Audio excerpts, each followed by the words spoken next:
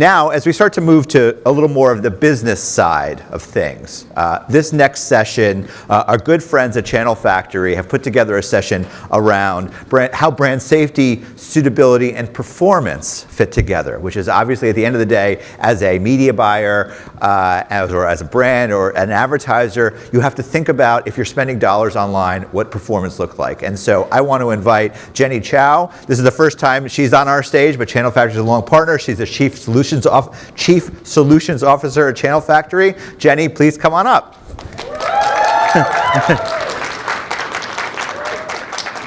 Thank you. Thank you. Yeah. Do you need this? Yeah. Yes, please. Yes. Here you go. Thank you. Thank you. All right. I wish I had one of those granolas, but I could actually smell it, so I'll just take the infusion of it.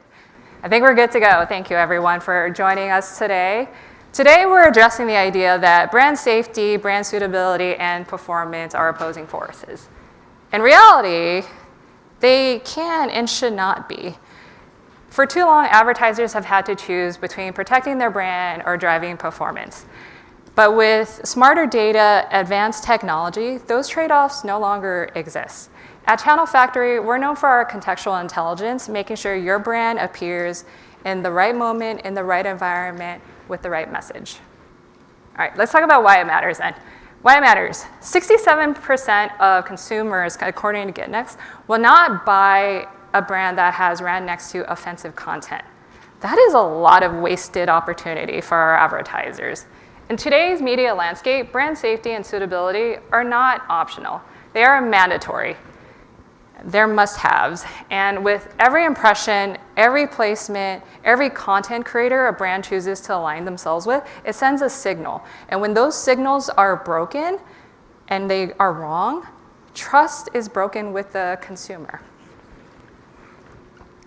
Let's talk about safety and suitability and what they mean.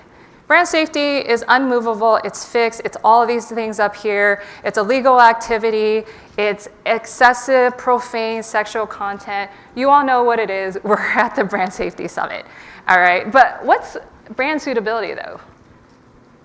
It depends. It means different for different advertisers and even for different products under the advertisers.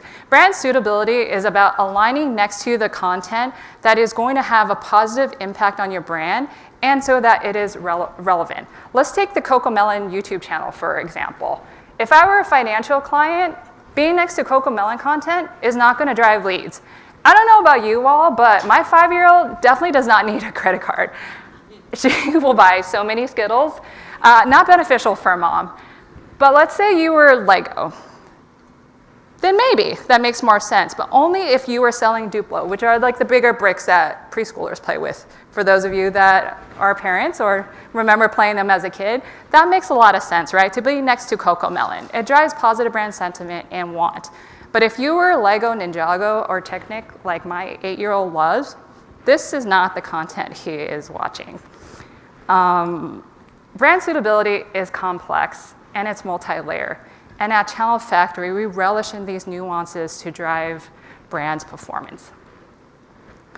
Now, performance is driven if you were in the right headspace at the right time, because consumers notice everything.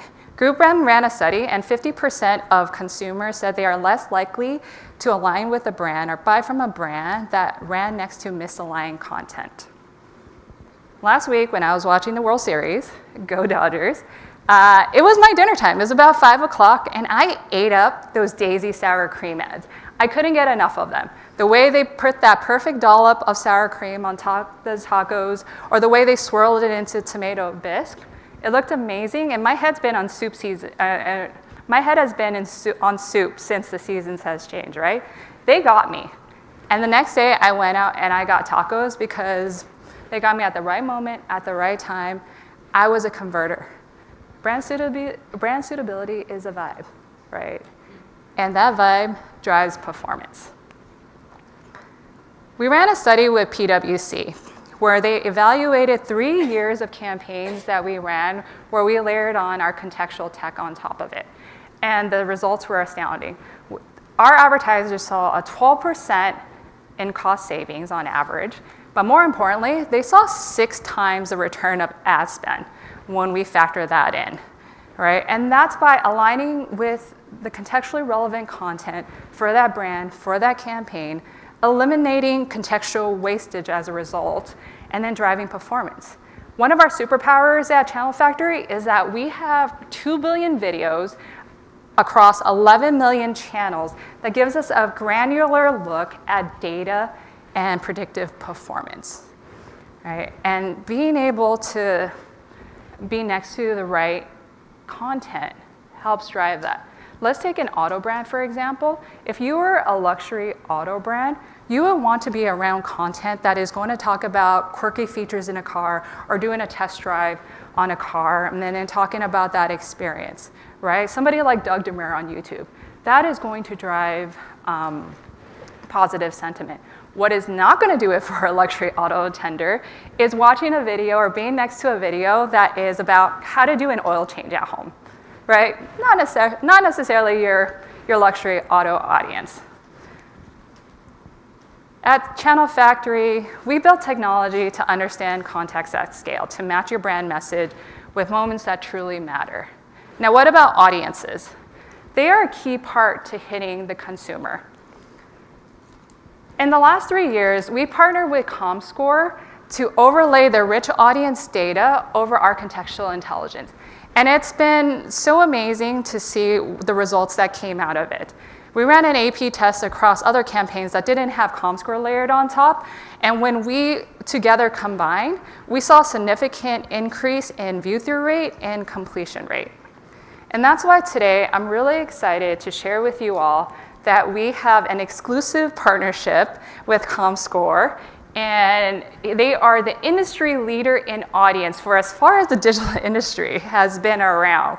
Right, together combined, we take performance to the next level with a powerful combination of contextual and audience safety and suitability across social video campaigns, especially in the YouTube space. Now that's elevated us as we're the only partner that is going to be able to provide third-party audience targeting on top of the platform.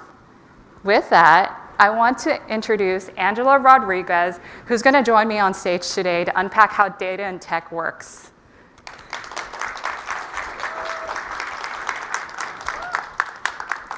Thanks, Jenny. Thanks for joining us today, Angela. Of course, thanks for having me. So it's been really impressive seeing the results that we've seen on campaigns when we've taken Comscore audience data and overlaid it onto our campaigns. In your mind, why is YouTube such an important space to be in? Absolutely. So I think the first place we can think about is when we talk about YouTube, like I can pull in a Comscore stat for this. In the latest monthly report from a multi-platform perspective, YouTube had reach of 97.4% of the total US digital population. So I think we can all check that box. Reach, scale, if you want to find people, obviously YouTube is somewhere that people are. That being said, we know it's a household name, but it's not just a scale factor. This is where people are going for their interests, their passions, their how-to videos. So when we want to find people in that non-endemic content, really be able to get to them, it's a great place for us to look. From a Comscore perspective, we really want to make sure that all of these audiences that we've traditionally made available, that our brands and advertising partners have access to and are leveraging on the open web, that they then also have the ability to use these in YouTube, which is why we're so excited about the partnership that we have here. Absolutely, and over, like I say, like the last decade, everybody's viewing behavior have changed so significantly, right? I remember when I used to have to set an alarm for 8 o'clock to watch that show that I wanted to watch, where I had to fight my brother over screen time. Exactly.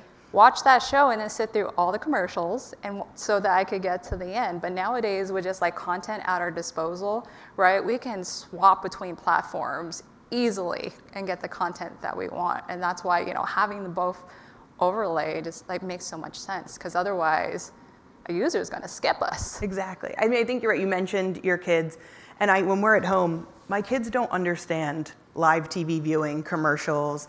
If we travel and there's somewhere that's an actual TV they have to watch, I don't want to see this. How do I skip this?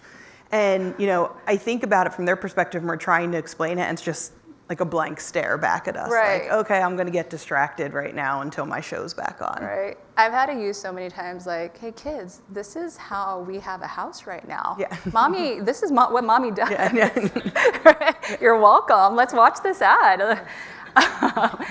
How do you think combining like audience data with contextual elevates performance? I mean, this is where I think, again, so many of the things we'll talk about today, this is where we put on our consumer hats. So I think from that perspective, we mentioned today, obviously everyone's talking about brand safety, brand suitability. In the name is brand. We're doing that for the brand. We're all going to make sure that exists.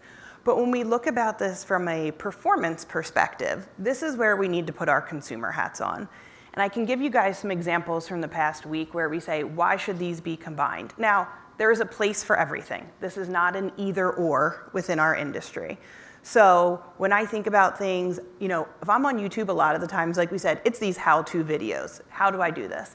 Now, last week, for example, and I'm sure if any of you guys have young daughters, probably half of you also had to find out how to get your kid dressed like a K-pop demon hunter last week. Yes. So I can tell you that on October 30th and October 31st, I watched more videos on bubble braids than any human needs to watch. Now, that being said, a contextually relevant ad in bubble braids is not relevant to me because after I did a giant purple bubble braid, I never want to do one again, and I've already had to buy all the hair products. So putting that next to it, I'm not going to convert on that. That being said, when I'm watching things about something we're about to purchase at home and I want to, watch a how-to video or learn more about these products and do some research, please give me every contextually relevant ad you can imagine so I can keep going down my rabbit hole and understand what I need to purchase and what I need to know about it. So when we think about it from a performance perspective, being able to do this not just contextual, but bring in that audience data so that, hey, I'm doing a lot on bubble braids right now, but I also happen to be shopping for things that you're popping up ads, and I'm gonna go check that out next. Right on. You know that they're coming up with the K-pop Demon Hunter sequel, right? Good, because I need another one to watch. We've watched enough of the last one. Hopefully you haven't cleared your browser history though, because you're gonna come back to the bubble braid. No, Netflix has everything in a shop now too, so we can buy all the Christmas gifts. There you go. Why is it significant that Comscore is now powering audience visibility into YouTube? So I think, as I mentioned before, there's a little bit right there about just the fact that we want things to be easy and consistent for our brand partners and our agency partners. Use those same exact audiences. But then there's also the piece within here where it's, there are sensitive categories out there that we have brands and agencies. So when the audiences that we put to market, I know a lot of people think about Comscore as a measurement company. So I sit on the Proximic by Comscore side of the house. We tap into all of that data for targeting use cases.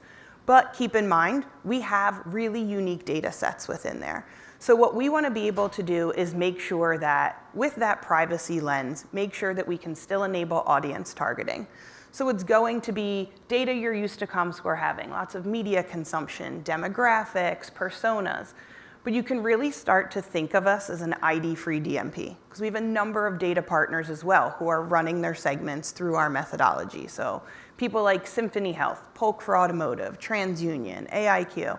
So from that perspective, where it becomes important is you can think of all the industries that are your more regulated industries. So LDA, pharmaceutical advertising, multicultural, financial services, gambling.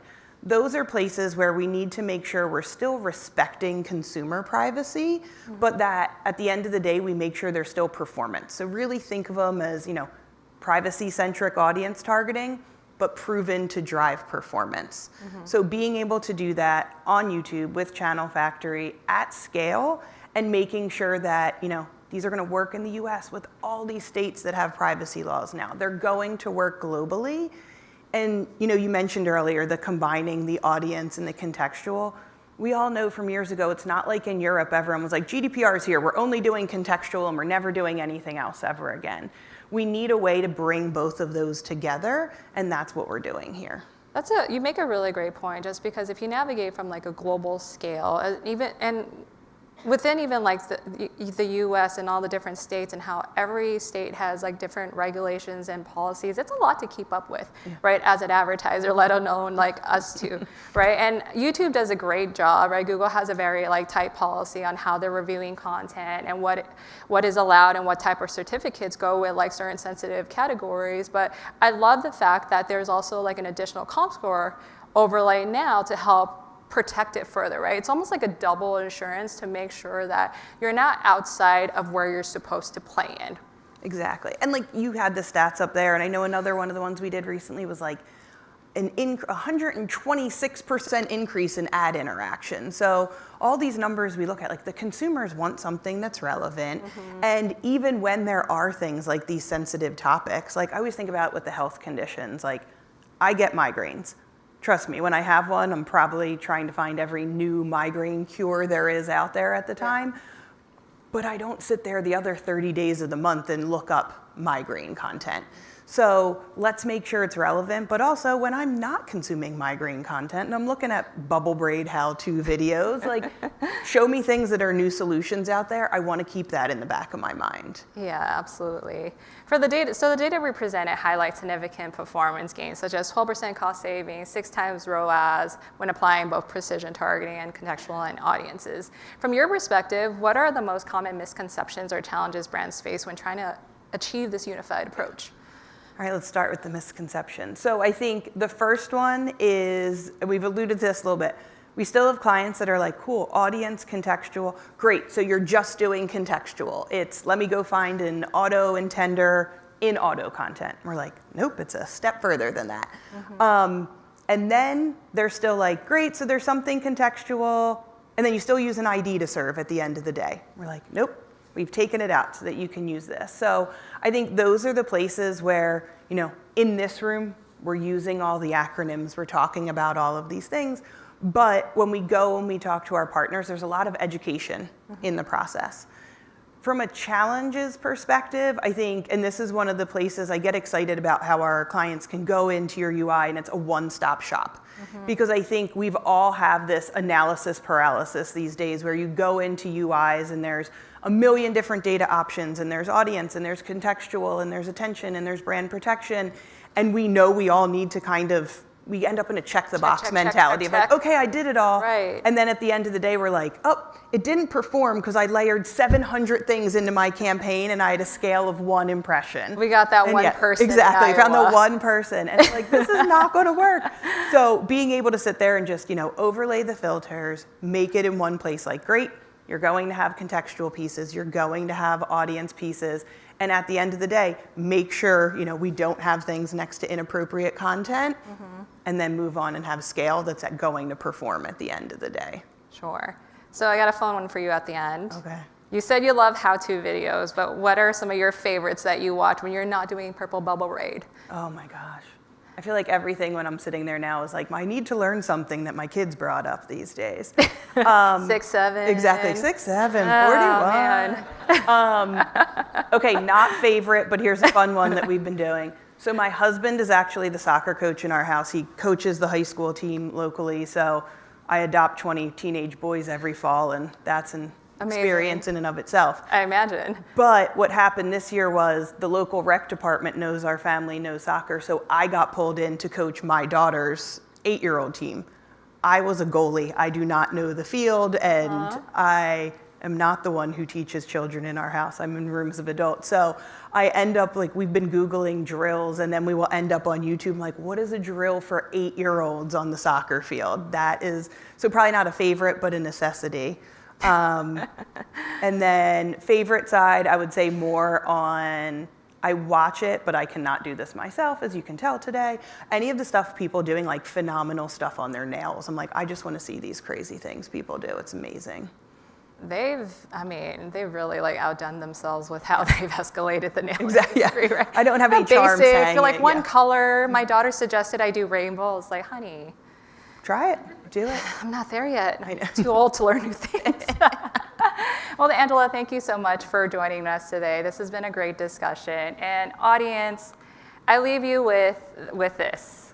Right, what we've shown today is that brand safety, brand suitability, and performance aren't trade-offs, they're interdependent. And by combining Comscore's audience intelligence with Channel Factory's contextual intelligence, brands can activate both precision and protection, achieving smarter, safer, and stronger outcomes on YouTube. In a nutshell, Channel Factory powers performance even further with this partnership across the walled gardens. And I can't wait to do more with you, Angela. Same here. Thank you so much. Thank you.